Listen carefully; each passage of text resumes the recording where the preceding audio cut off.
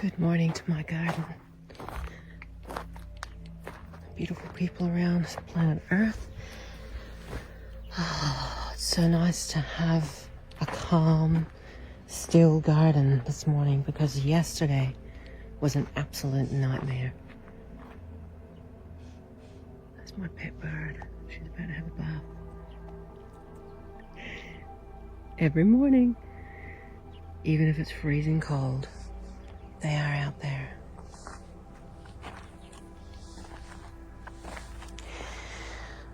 I love this time of the year. I mean, I've enjoyed the winter. I've enjoyed the luxury of not having to water my plants every day. So now the seasons are changing and it's watering. Not so much yet, but it's gonna be. But things are coming to life. Look at this. Mulberries, white mulberries. These are so delicious. They're like sugary, sweet little worms. They are so delicious.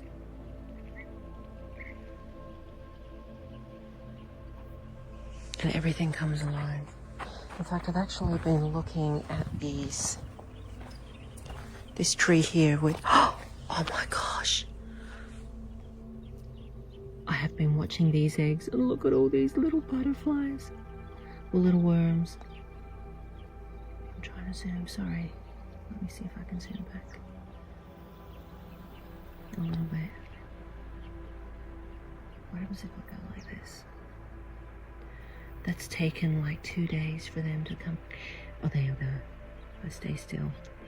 So these little caterpillars, the eggs were there a couple of days ago, and they're going to eat this specific plant, which is a quandong, a native fruit,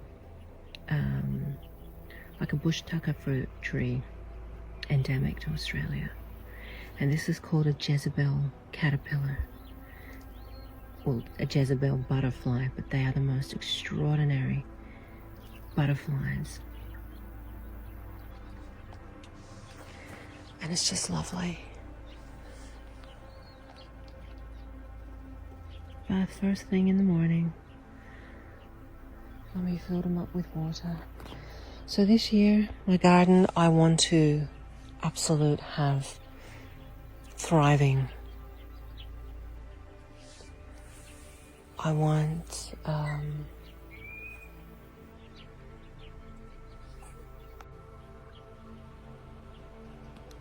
so these little Jezebel caterpillars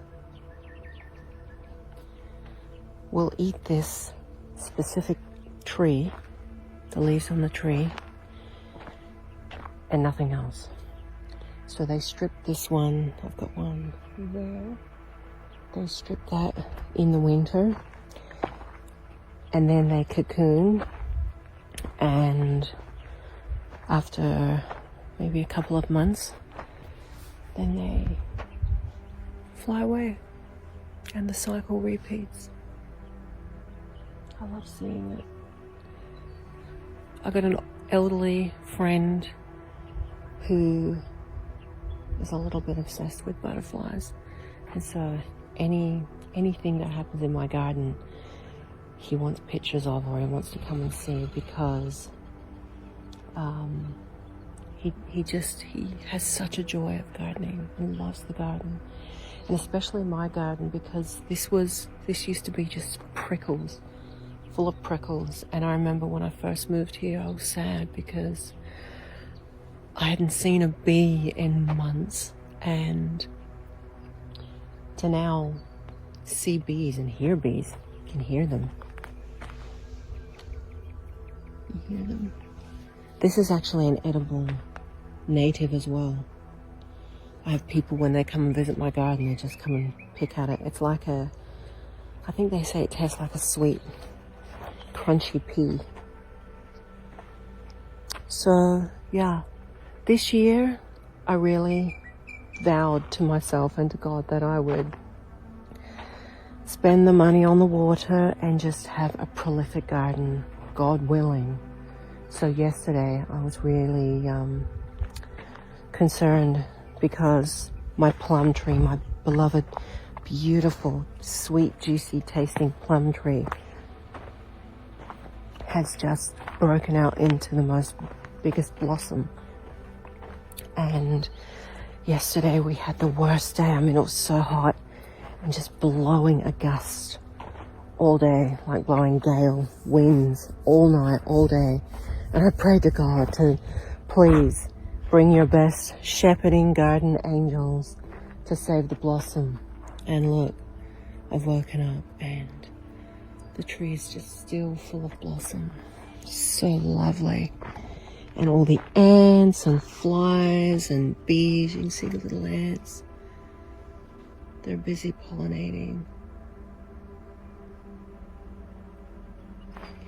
So I really thought yesterday, well, I was hoping the blossom would stay on. Obviously, I know some has blown off, but I kept reminding myself, if anything blows off, it's just the petals. So the stigma and the antlers are still there, and a lot of this has been pollinated. And this year is going to be my best year for plums. God willing, because I've never had this much blossom. Look at it. Oh, it's so beautiful. And this year is actually the first time I actually think I'm going to have blossom on my pink orange. It's called a cara. Look at all these ants. They're a little bit obsessed with this orange tree right now. Just like they're obsessed with my boots. They're waiting until all this blossom starts opening up. I've never had blossom on this tree ever. In fact, a couple of weeks ago I was worried that this orange would not, there was something wrong with it, as is happening with my other citrus. All the leaves are turning yellow. But it's kind of shifted because I've been out here giving it hard watering with the hose, so like penetrating the soil. So it gets a really hard water, and it's changed. The colors come back now. I've been fertilizing. I read somewhere that you're meant to fertilize every month. My gosh, I don't think I'm going to fertilize every month. So first time, I think I'm going to have blossom on this beautiful orange. And this is my healthiest looking orange down by the gutter, which is kind of bizarre. You see kangaroo boxes down there that have just been blown to shit basically yesterday, and it's just a mess. Mulberry down here. I've put in some new trees this year. I've got a apricot here, and although I have apricot in my garden, I've never had apricot fruit. Yesterday all this blossom blew off so quickly, but a lot of it's already been pollinated, and you can still see little ants down there now pollinating. And I've still got some blossom coming up. But this is the time of year here, at least in August and September, where it just blows to buggery. And, you know, it's when pollen's in the air and everything comes back to life and the seasons are changing. I hope, God willing, this is a wet summer. I'm so sick of the dry, brittle summer. God knows it. I've cried to God about it. And this year, I actually think I'm going to get some figs. Tiny little Adriatic fig. I might be lucky if I get maybe 4 figs. 1, 2, 3, 4.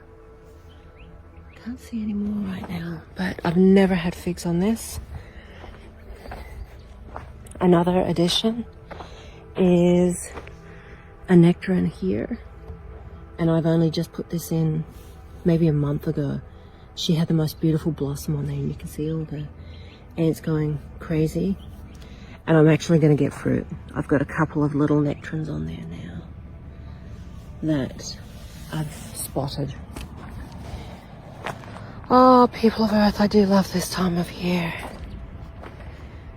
Hope wherever you are in the world, you're out and loving your gardens as well. This is a brown turkey fig. I've actually never had fruit on her. I was hoping this year I would, but it doesn't look like nothing's on there yet. Now, like, I haven't seen anything coming out just yet. But on this fig, I'm gonna have 4 or 5 figs as well. So maybe if I'm lucky this year, I might have a total of 10 figs, my own figs. I can't tell you how much I love figs. Figs have to be one of my favorite fruit. And if these go well, I will end up covering them so the birds don't eat them. So I'll get my little organza bags out, just like I did for the apples last year. By the way, I will do that for the apples. And I will put bags over them. But you can see 1 fig, 2 figs, 3 figs, maybe 5 figs on here if I'm lucky. And a couple more that I thought I saw. But we'll just wait and see. So I'm thinking maybe about 5 figs. But maybe more. I'm hoping more. Ah, it's such a blessing, truly. So this year, my garden is looking okay. It seems to have recuperated from the hard summer. But it's trial and error again. And this one looks like it might have blossomed, this orange. I've got different, this is called a joppa orange. I've got all different varieties of orange. And I come out, so not only do they get drip watering, they get a hard water with the hose. Once a week is what I've been doing to bring them back to life, because they're just, the oranges of all things I thought would just be performing so well here, and they haven't. I grew up with an orange tree here, and like we had so many oranges. And I know other people with orange trees in this region, in this town, and like they've got oranges. So I think it's just in the beginning stages. I've just got to really work at it, get them going. I'm getting bitten by mosquitoes out here. And here my little vegetable patch and medley all sorts, I should say. I've got so much vegetable in this patch here. I dug it out first because I've got this rotten ryegrass that just overtakes everything. So I had a real job picking that out for this little bed. And I've got asparagus already eaten. Look, I've got another asparagus. In fact, I might eat that for lunch today. I got a couple of little asparaguses. My chili's coming back to life. And let me just... Usually in the mornings I come out here and I scoop out all the moths and insects because they get stuck in the water.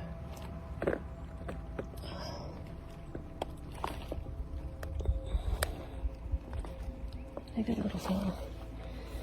Everything gets stuck in the water. Thankfully this year I haven't had to pull any birds out, because what I've come to learn is that if I keep the buckets of water full, the birds can get out, because you can see how they love to have a little bath in the morning. And then they dip in and dip out, but if the water is too shallow, they can't get out. So I make sure they are right to the brim. But anyway, I have all sorts in here. Beetroot, so much brassica, broccoli. I've got onions I can see that have come out. I just literally threw seed out. And I consistently water. It's had a water this morning. And I've got sunflowers. I've got Russian sunflowers, the really big ones. I hope I get big sunflowers this year. Garlic, cilantro, parsley, all the things that I love to eat. So, and then here, look at this. I mean, this is the one thing I smell first thing in the morning. It's stock. Do you guys know stock?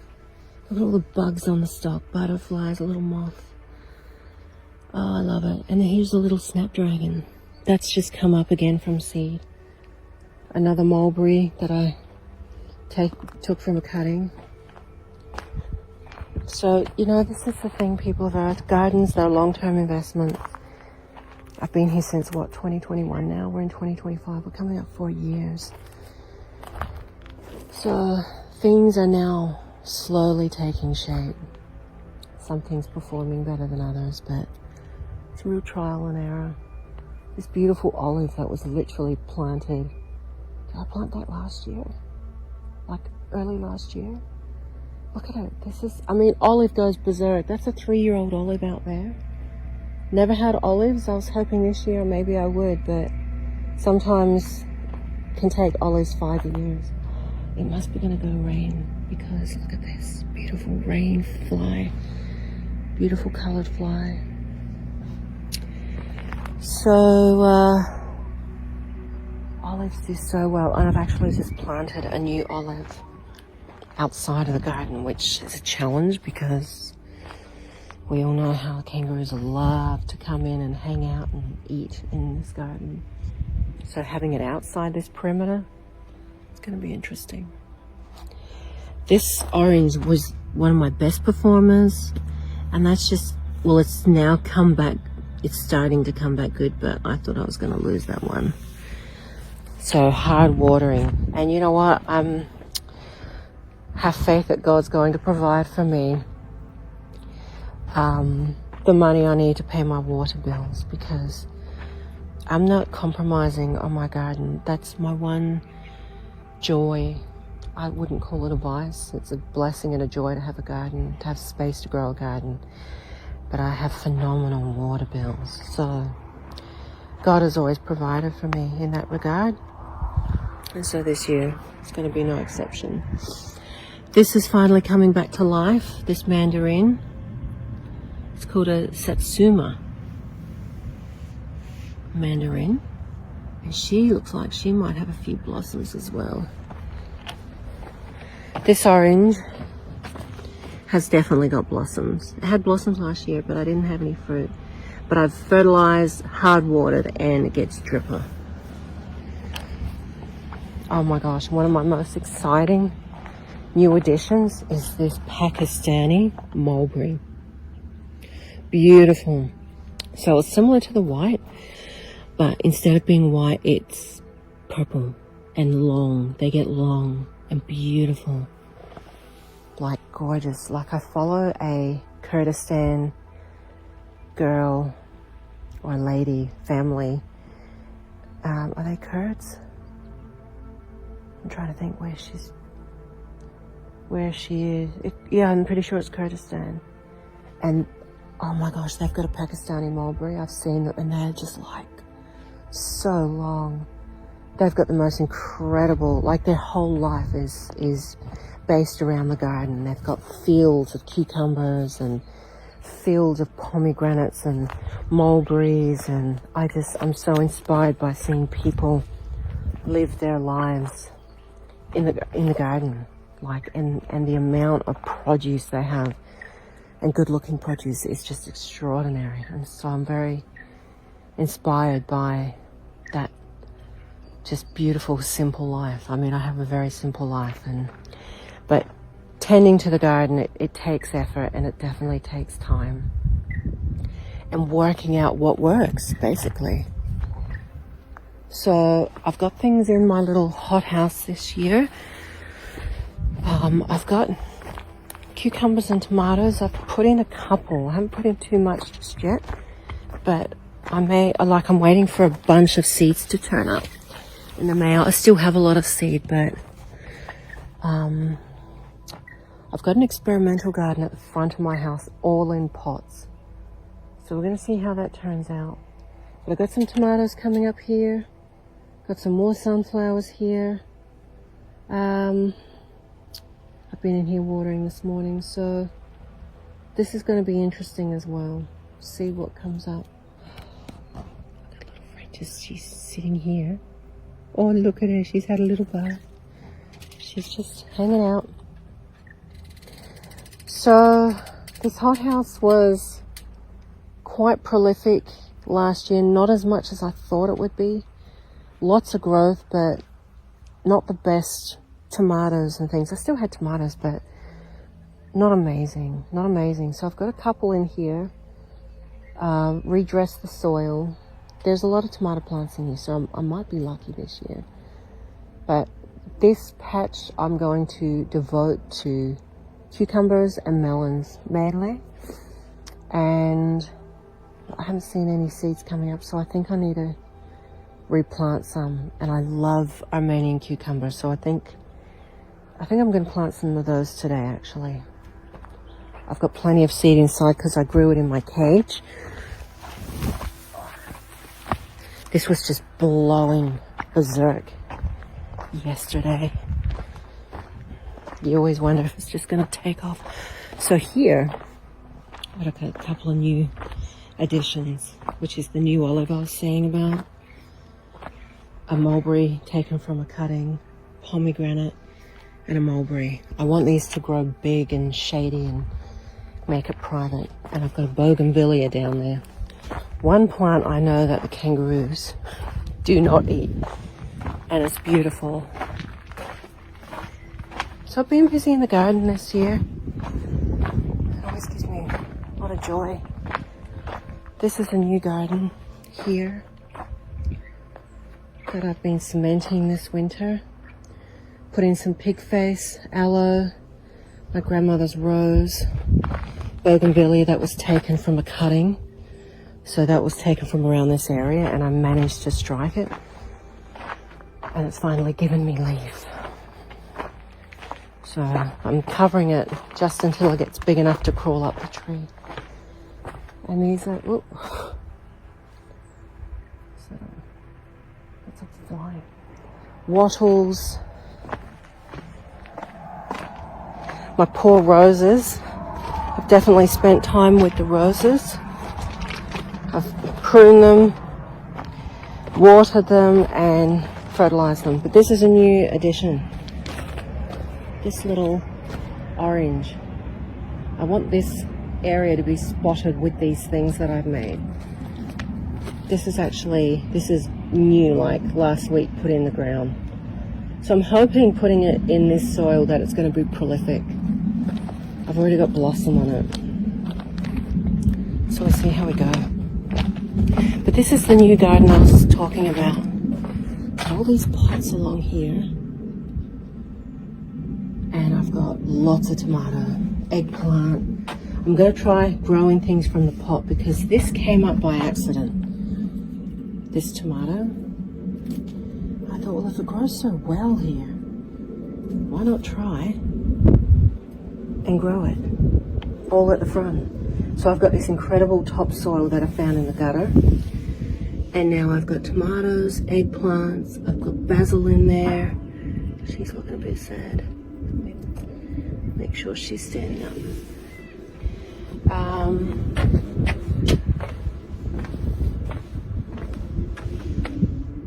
More, these are mustards, Chinese mustard I think. But they got a bit leggy, so you can see there. I'm trying to encourage them to stand up. And I've been separating these every couple of days because see how they've been growing together. This is a problem when they're leggy like that. Trying to stand them up. But they haven't had enough sunlight, so they haven't got short. These ones I've kept in the sun and they've maintained their shortness. So, big experiment. But every night I have to come out and put a curtain over the vegetables because the kangaroos love coming and sitting under the veranda at night because I hear them. I hear them hissing, talking, thumping their feet, looking through the window. It's pretty funny. So yeah, new garden. I've got a passion fruit that has been taken from a cutting, which is just sprouting out.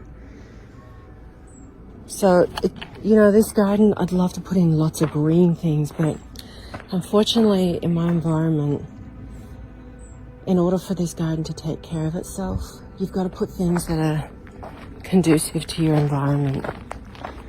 And that means, you know, succulents and things that survive hard climates. So I'm in the cage. I've got, these are cuttings from all my roses. Some I've already taken. Passion fruit, sapote, and my beloved, my avocado's looking a bit sad, but my beloved mango. Oh, I hope I get mangoes this year. It usually starts flowering about October. I might get some flowers. Maybe. I hope so. I hope God gives me some mangoes. And it survived. Like, this Bowen mango is surviving here. So I have grown a mango. I know it's possible. This has given me such good ground cover, this passion fruit. Like, it's, oh, it has been so, I mean, look how thick that is. Such a performer. I put that in last year. Passion fruit just grows crazy here. And passion fruits are expensive at the shop. I reckon I must have had about 250, 300 passion fruits on this tree last year, on this vine. So it saved me a lot of money. And then I've got a different kind of passion fruit here, which is a banana passion fruit. Never fruited, but this is the best it's ever looked. And then I've got a Panama Gold and a Panama Red here. That's never had fruit either, but maybe this year. She's pretty healthy looking now. Maybe this year. And this is the Gold, which almost died last year. She's looking all right now, because I've come in and redressed the soil. So there's a lot of work in the garden. There's a lot of building your soil and redressing it and fertilize. It's the first time I've ever fertilized in here. But you can see I've got lots of parsley and my macadamia. So it's just working it out. Working out what works, really. Anyway, people of Earth, gardens, long-term investments, but they are so, so, so worth it. So worth it. And I love nothing more than to get up first thing in the morning and go out and see my garden. Love seeing all the birds. It's beautiful. Love you guys.